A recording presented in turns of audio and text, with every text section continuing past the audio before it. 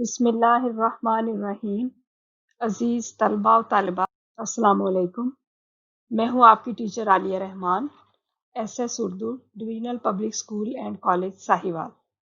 آج ہمارے لیکچر کا موضوع ہے میر انیس کی نظم میدان کربلا میں گرمی کی شدت۔ ہم آج کے موضوع پر باقاعدہ بات کریں، اس نظم کے تدریسی مقاصد کا جائزہ لیتے ہیں۔ اس کے تدریسی مقاصد کچھ یوں ہوں گے: نمبر 1، میر انیس کے مقام و مرتبے کا تعین اور صنف مرثیہ کا تعارف۔ نمبر 2، مسدس ہیت کا تعارف۔ نمبر 3، میدان کربلا میں گرمی کی شدت اور جغرافیائی صورتحال۔ نمبر 4، اسلامی تاریخ کے آئینہ میں واقعہ کربلا کا ذکر۔ اور آخر میں نظم کے شعری محاسن سے آگاہی۔ شاعر کا تعارف: میر ببر علی انیس۔ میر ببر علی نام اور انیس تخلص ہے۔ میر ببر علی انیس 1800 میں فیض آباد میں پیدا ہوئے اور 1874 میں انتقال کیا۔ میر انیس ایک قادر الکلام شاعر اور مرثیہ نگاری کے امام ہیں۔ اگرچہ انہوں نے ابتدا میں غزل لکھی، مگر والد کی نصیحت پر مرثیہ کہنے لگے اور اس کے بعد دوبارہ غزل نہیں لکھی۔ محمد حسین آزاد نے اپنی کتاب آب حیات میں کیا خوبصورت تبصرہ کیا ہے: والد کی فرما برداری میں غزل کو ایسا چھوڑا کہ بس غزل کو سلام کیا۔ مرثیہ کی میراث انیس کو خاندان سے ملی تھی اور میر انیس نے اس حوالے سے بڑا ہی خوبصورت شعر لکھا ہے: عمر گزری ہے اسی دشت کی سیاہی میں، عمر گزری ہے اسی دشت کی سیاہی میں، پانچویں پشت ہے شبیر کی مداحی میں۔ اب ہم نظم کا تعارف پیش کرتے ہیں۔ مسدس: یہ نظم مسدس ہیت میں لکھی گئی ہے۔ مسدس 6 مصروں کے ایک بند پر مشتمل شاعری کو کہتے ہیں۔ اس کے پہلے 4 مصرے ہم قافیہ ہم ردیف ہوتے ہیں، اس کے بعد 5ویں اور 6ٹھے مصرے کا قافیہ ردیف الگ ہوتا ہے۔ میدان کربلا میں گرمی کی شدت، اس عنوان سے میر انیس کی کوئی باقاعدہ نظم نہیں ہے، بلکہ یہ اشعار ان کے ایک طویل مرثیے جب قطع کی مسافت شب آفتاب نے سے لیے گئے ہیں۔ مرثیہ ایک طویل نظم ہے اور اس کے مختلف حصے ہوتے ہیں، مثلاً چہرہ، سراپا، رخصت، آمد، رجز، جنگ، شہادت اور بین شامل ہیں۔ یہ اشعار مرثیہ کے مختلف اجزاء میں سے حصہ جنگ سے لیے گئے۔ اس حصہ میں جنگ کی صورتحال کی عکاسی کی جاتی ہے اور اس ماحول کو نہایت درد و الم اور مبالغہ آرائی سے بیان کیا جاتا ہے۔ میر انیس نے اس حصے میں اس دن گرمی کی شدت کو بیان کیا ہے کہ جب میدان کربلا میں حضرت امام حسین کے خاندان نے جام شہادت نوش کیا۔ میر انیس کے مرثیے تخیل، منظر نگاری اور لفظی تصویر کشی کی عمدہ مثالیں ہیں۔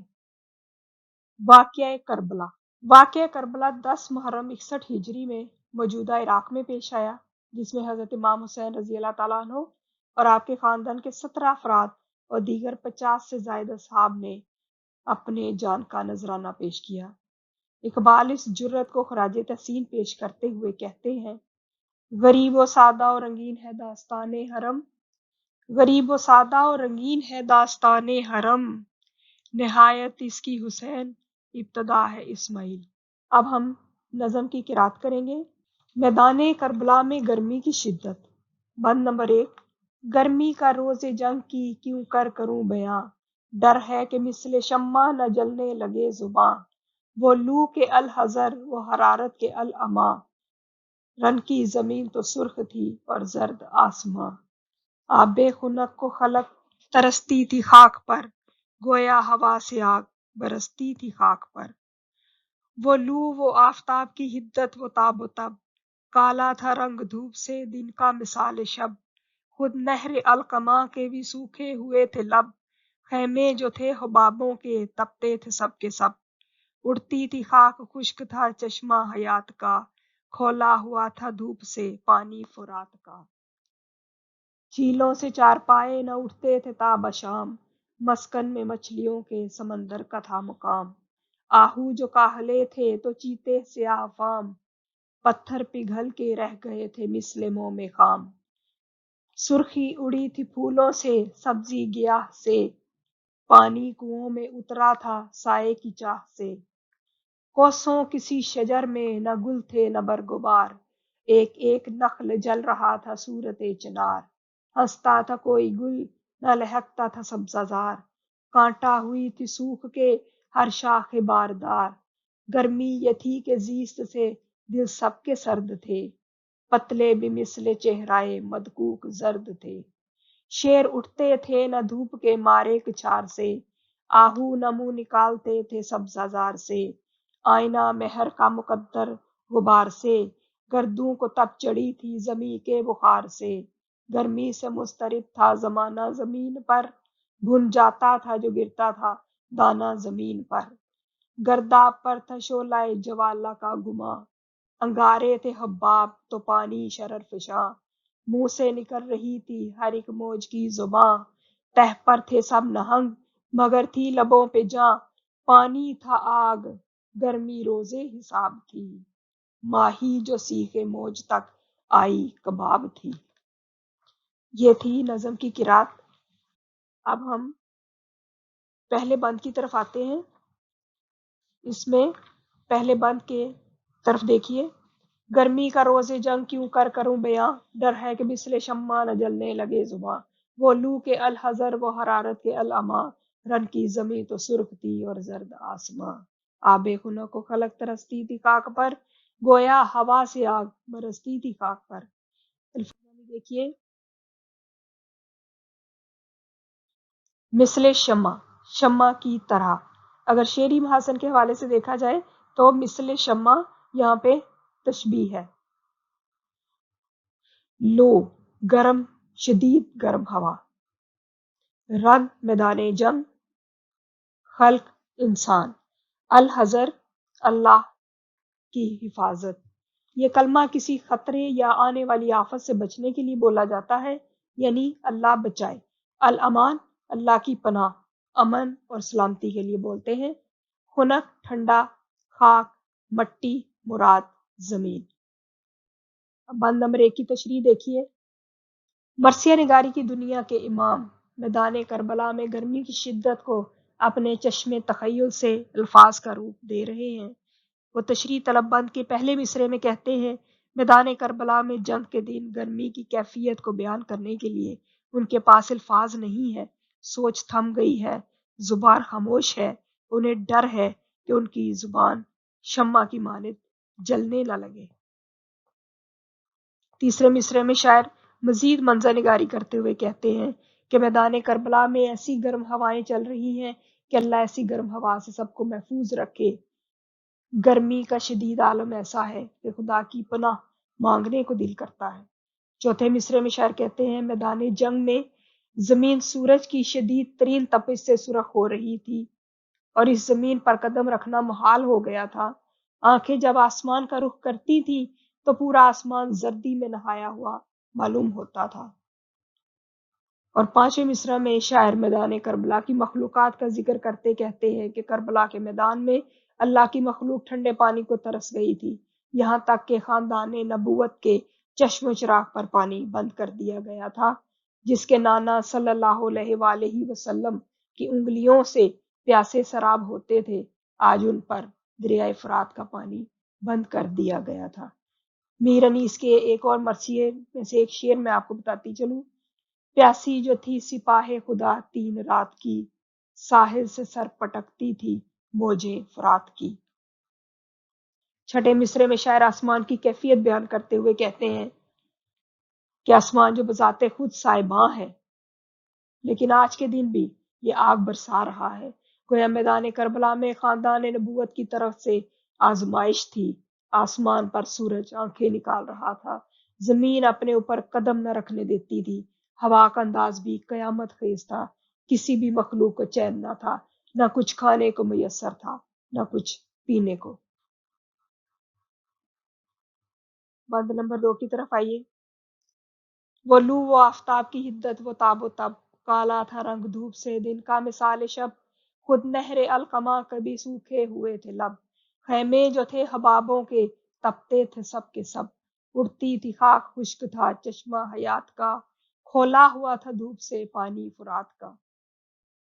الفاظ معنی دیکھیے، حدت گرمی، مثال شب رات کی طرح، مثال شب بھی یہاں پہ تشبیہ ہے، حبابوں بلبلوں یا بلبلے، کھولا ہوا ابلا ہوا، تاب و تب چمک اور تپش،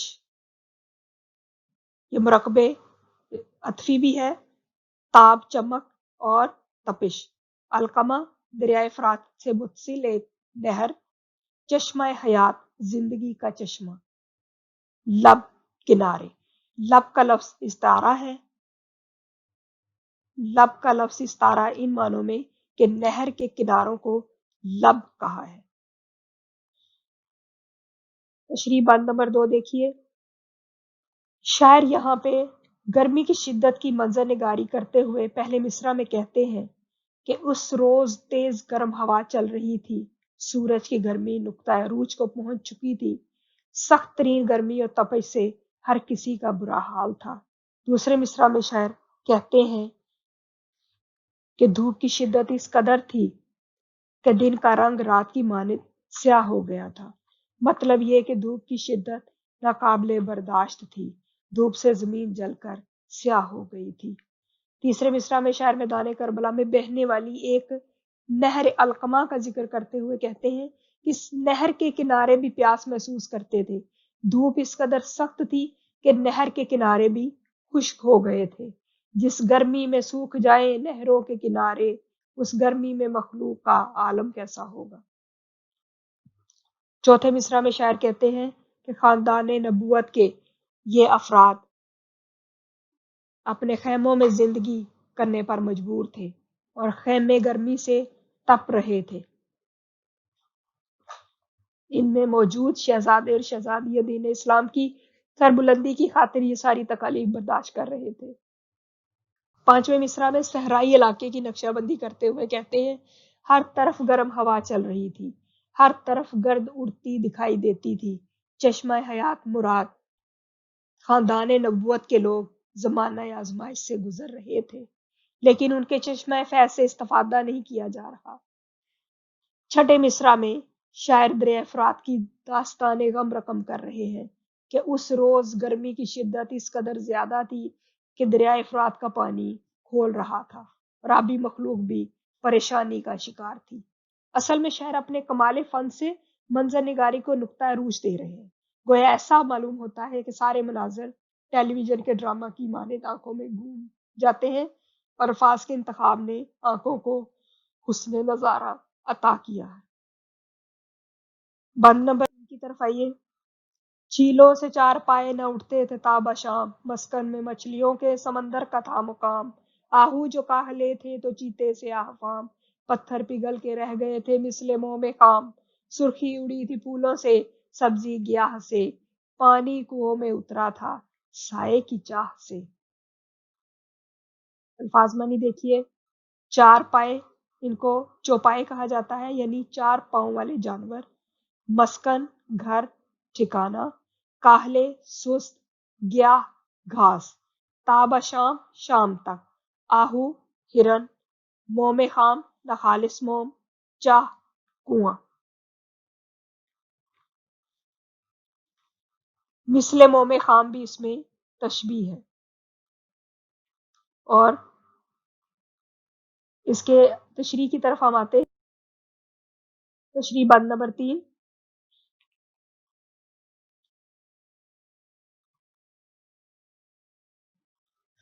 اس میں ہم دیکھتے ہیں کہ شاعر یہاں بھی گرمی کی شدت کو بیان کرتے ہوئے پہلے مصرع میں کہتے ہیں کہ کربلا کے میدان میں چار ٹانگوں والے جانور جھیلوں کے ٹھنڈے پانی میں ہی بیٹھے رہتے اور شام تک باہر نہ آتے، کیونکہ وہ سورج کی تپش کو کم کرنے کی غرض سے جھیلوں میں اتر گئے تھے۔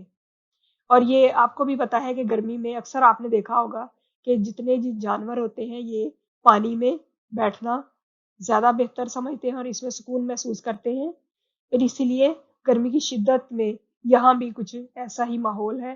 دوسرے مصرع میں شاعر مچھلیوں کی کیفیت بیان کرتے ہیں کہ مچھلیاں اتنی گہرائی میں آبی مخلوق ہے لیکن وہ پانی کی سطح پر آنا پسند کرتی ہے، لیکن وہ پانی کی سطح پر آ نہیں رہی۔ گرمی کی شدت کو دیکھتے ہوئے انہوں نے پانی کی گہرائیوں میں اپنا مستقل ٹھکانہ کر لیا ہے۔ اور تیسرے مصرع میں ہرن اور چیتے کا ذکر کرتے ہوئے کہتے ہیں کہ ہرن اپنی برق رفتاری کی وجہ سے مشہور ہے، مگر گرمی بڑے بڑوں کو بے بس کر دیتی ہے۔ اور ہرن بھی اس عالم میں سست رفتاری کا شکار تھے اور وہ سست ہو گئے تھے۔ چیتے بھی گرمی کی شدت کے طفیل کالے سیاہ نظر آ رہے تھے اور گرمی کی شدت انتہائی صورتحال کو پیش کر رہی ہے، اور اس شاعر نے بھی اس کو بہت کمال انداز سے پیش کیا ہے۔ وہ کہتے ہیں کہ پتھر پگھل کے رہ گئے تھے مثل موم خام، کہ پتھر بھی خام موم کی مانند پگھل رہے تھے، گویا پتھر بھی شدید گرمی سے کے سامنے بے بسی کا اظہار کر رہے تھے۔ ایسی گرمی تھی جو پتھروں کو بھی پگھلا رہی تھی۔ اور پانچویں مصرع میں وہ کہتے ہیں کہ شاعر گھاس کی خستہ حالی کا وہ نقشہ پیش کر رہے، اور سورج کی انتہائی تپش نے پھولوں سے ان کا رنگ چھین لیا اور سبزے سے اس کی ہریالی۔ اور آخری مصرع میں شاعر کنووں کا ذکر کرتے ہوئے کہتے ہیں جو پانی کے ذخائر تھے وہ بھی پانی سے خالی ہو گئے ہیں اور سب سائے کے متلاشی نظر آتے ہیں، گویا گرمی کی شدت نے ہر کسی کو پریشانی میں مبتلا کر دیا ہے۔ نمبر 4 کی طرف آئیے۔ کوسوں کسی شجر میں نہ گل تھے نہ برگبار، ایک ایک نخل جل رہا تھا صورت چنار، ہنستا تھا کوئی گل نہ لہکتا تھا سبزہ زار، کانٹا ہوئی تھی سوکھ کے ہر شاخ باردار۔ گرمی یہ تھی کہ زیست سے دل سب کے سرد تھے، پتے بھی مثل چہرائے مدکوک زرد تھے۔ الفاظ بنی دیکھتے ہیں۔ کوسوں دور دور تک، نخل درخت، زیست زندگی، سبزہ زار ہریالی والا خطہ، مدکوک زرد بہت کمزور پیلے، برگوبار پتے اور پھل، چنار سرخ پتوں والا درخت، باردار پھلدار۔ عزیز طلباء و طالبات، چنار کے بارے میں آپ کو بتاؤں کہ یہ سرخ پتوں والا درخت ہے اور دور سے دیکھنے پر ایسا لگتا ہے کہ اس کے اندر آگ لگی ہوئی ہے، اور شاعر نے یہاں پر چنار کا صورت چنار کا لفظ استعمال کیا ہے اور یہ تشبیہ ہے۔ اب اس بند نمبر 4 کی تشریح کی طرف ہم آتے ہیں۔ کوسوں کسی شجر میں نہ گل تھے نہ برگوبار۔ شاعر میدان کربلا میں گرمی کی شدت کو بیان کرتے ہوئے پہلے مصرع میں کہتے ہیں کہ بہت دور تک کسی درخت پر کوئی پھول پھل اور پتے نظر نہ آتے تھے، سورج کی تپش نے درختوں سے اس کا حسن اور زیور دونوں چھین لیے تھے۔ دوسرے مصرع میں شاعر بلند و بالا درختوں کا تذکرہ کرتے ہیں اور کہہ رہے ہیں کہ ہر بلند درخت اپنے طول کے سبب سورج کے قریب تھا، اس لیے ہر درخت پر سورج کی تپش میں ہر درخت جلتا ہوا نظر آ رہا تھا۔ تیسرے مصرع میں شاعر کمال انداز سے منظر نگاری کرتے ہوئے کہتے ہیں کہ گرمی کی شدت کے سبب پھول مسکرانا بھول گئے تھے، گویا ان کے چہروں سے مسکراہٹ روٹھ چکی تھی۔ دوسری طرف چراگاہیں اور ہرے بھرے جنگل لہک سے محروم ہو چکے تھے۔ چوتھے مصرع میں شاعر شاخ باردار کا تذکرہ کرتے ہیں اور وہ کہتے ہیں وہ شاخیں جو عام حالات میں پھلوں سے لدی ہوتی ہے آج سوکھ کر کانٹا ہو گئی تھی، ان پر پھل تو دور کی بات سبز پتے بھی نظر نہیں آتے تھے۔ اور آخری مصرع میں شاعر درخت کے پتوں کا تذکرہ کرتے ہوئے کہتے ہیں کہ سورج نے سبز پتوں کو زرد لباس پہنا دیا اور دیکھنے میں سب تپے دکھ کے مریض چہرے کی منظر کشی کر رہے تھے۔ جس طرح تپے دکھ انسانی چہرے سے رونق چھین لیتی ہے، بالکل اسی طرح سورج کی تپش نے پتوں سے ان کی رونق چھین لی تھی، اور اس زندگی سے سب کے دل گویا سرد تھے، زندگی کی گرمائش اور جذباتیت ان میں نہیں تھی۔ اب بند نمبر 5۔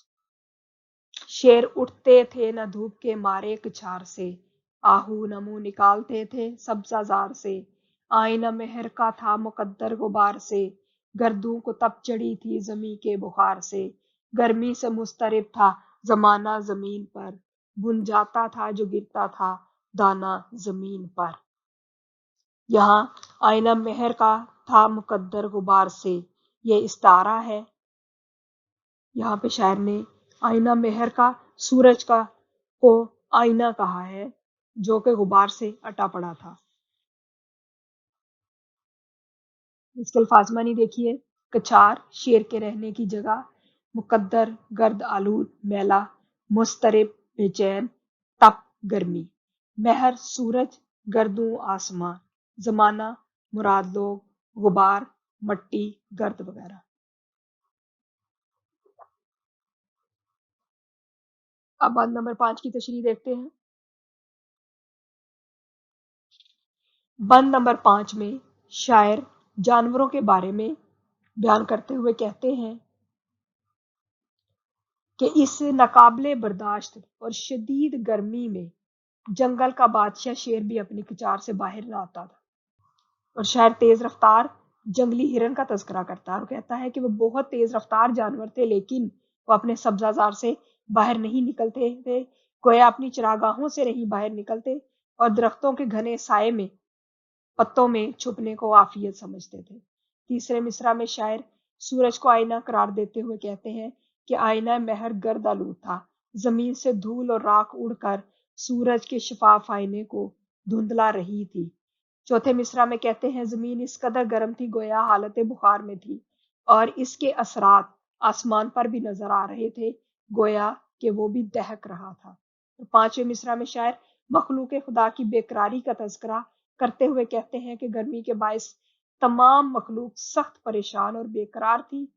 और छठे मिसरा में शायर ने इस तरह से जमीन को पेश किया है जैसे वो गर्म तंदूर हो, और जिस तरह कोई चीज तंदूर में गिर जाए तो फौरन भुन जाती है या भट्टी में गिर जाए तो भुन जाती है, बिल्कुल इसी तरह जमीन भी इस कदर गर्म थी कि अगर कोई दाना उस वक्त जमीन पर गिरता तो फौरन भुन जाता।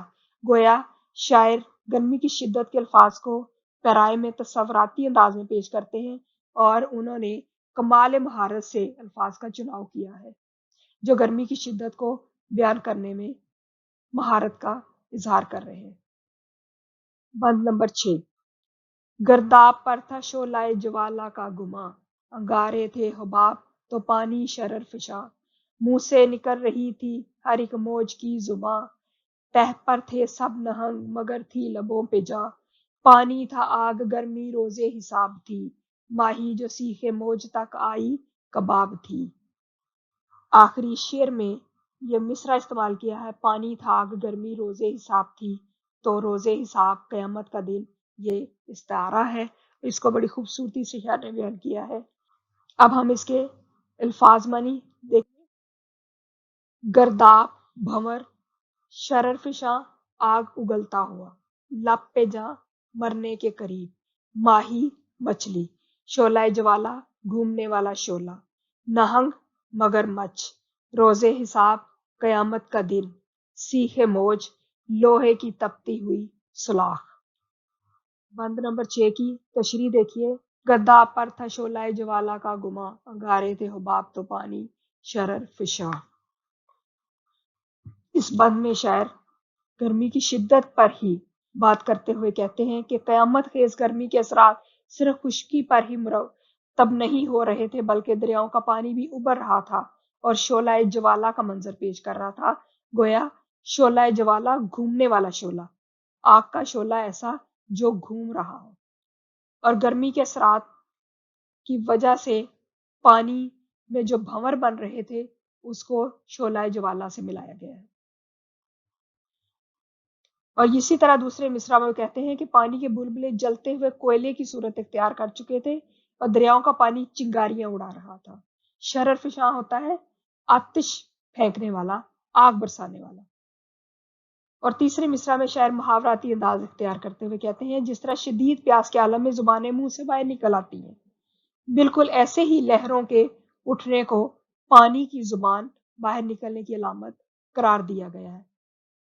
और चौथे मिसरा में भी आबी मखलूक में तवाना तरीन मखलूक मगरमच्छ है, मगर वो उसकी भी बेबसी को बयान कर रही है कि वो भी पानी की तह में रहने के बावजूद गर्मी के बायस जान बलब है, उसकी भी जान लबों पे आई हुई है। और पांचवें मिसरा में शायर मैदान करबला की गर्मी को कयामत की गर्मी के साथ पेश कर रहे हैं। उन्होंने गोया मैदान करबला की गर्मी को रोजे हिसाब की गर्मी से मिला दिया। کہ پانی بھی آگ کی صورت اختیار کر چکا ہے اور گرمی قیامت کا منظر پیش کر رہی تھی۔ چھٹے مصرع میں مچھلی کا تذکرہ کرتے ہوئے کہتے ہیں دریا کی لہریں کباب بھوننے والی سیخ کی مانند ہو چکی تھی۔ دریا میں لہریں اٹھتی ہیں نا سیدھی سیدھی، جیسے کبھی آپ نے دیکھی ہوں، اور وہ ہر ایک لہر ایک چھڑی کی مانند ہے، ایک سلاخ کی مانند ہے، اور اس کے اوپر جب مچھلی آتی ہے تو وہ ایسے بھن کر کباب بن جاتی ہے جیسے سیخ کے اوپر کباب لگایا ہو اور وہ بھن جائے۔ تو اسی طرح وہ کہتے ہیں کہ جیسے ہی کوئی مچھلی سطح آب پر آتی تو جل بھن کر کباب ہو جاتی تھی، یعنی گرمی اپنے نقطۂ عروج پر تھی۔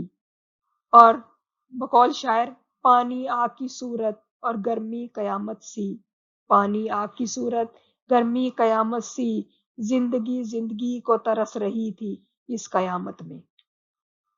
تو عزیز طلباء و طالبات، یہ تھی آپ کی نظم اور اس کا مختصر تعارف اور اس کی تشریح۔ اب ہم آتے ہیں کچھ سوالات کی طرف، جو سوالات اس کے مشق میں آخر میں دیے گئے ہیں۔ آپ نے چونکہ جب آپ ساری تشریح سن چکیں گے تو ان سوالات کو حل کرنا آپ کے لیے کوئی مسئلہ نہیں رہے گا۔ سوال نمبر 1 دیکھیے، پہلے بند میں میر انیس نے زبان کو کس چیز سے تشبیہ دی ہے؟ پہلے بند میں شاعر نے زبان کو شمع سے تشبیہ دی ہے۔ دوسرے بند میں نہر کے لب سے کیا مراد ہے؟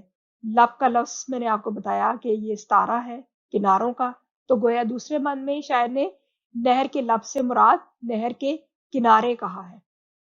شاعر کے بیان کے مطابق دریائے فرات کے پانی پر سورج کا کیا اثر ہوا؟ تو دریائے فرات کا پانی، دوسرا بند اگر آپ دیکھیں ذہن میں لائیں تو اس میں آخری شعر تھا جس میں دوسرا مصرع تھا اس کا، کھولا ہوا تھا دھوپ سے پانی فرات کا، تو سورج کے پانی کا اثر دریائے فرات پر یہ تھا کہ اس کا پانی کھول رہا تھا جیسے ابل رہا ہو۔ شاعری میں میر انیس کی وجہ شہرت کیا ہے؟ اس پر بھی ہم بات کر چکے ہیں۔ شاعری میں میر انیس کی وجہ شہرت ان کی مرثیہ نگاری ہے اور یہی ان کا کمال فن ہے۔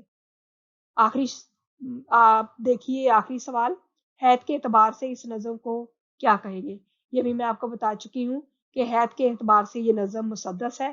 مسدس ایسی نظم ہوتی ہے جس کا ہر بند 6 مصروں پر مشتمل ہوتا ہے۔